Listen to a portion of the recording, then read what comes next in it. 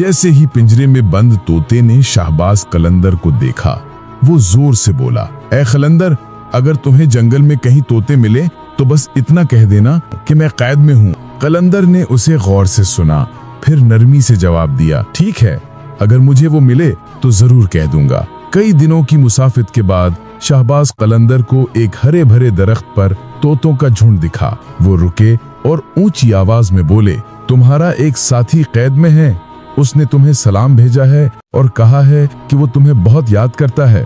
ये सुनकर एक तोता दरख्त से नीचे गिर पड़ा और वहीं मर गया। शाहबाज कलंदर अपने सफर पर आगे बढ़ गए। कुछ दिनों बाद वो फिर उस शिकारी की झोपड़ी के पास पहुंचे जहां तोता पिंजरे में बंद था। तोते ने बेचैनी से पूछा, क्या तुमने मेरा पैगाम पहुंचा दिया? कलंदर ने जवाब दिया, तुम्हारा पैगाम पहुंचा दिया गया, लेकिन तुम्हारा एक साथी ये सुनते ही दरख्त से नीचे गिर पड़ा और वहीं मर गया। ये सुनते ही पिंजरे का तोता जोर जोर से तड़पने लगा और फिर अचानक एकदम शांत हो गया। शिकारी ने समझा कि तोता मर गया है।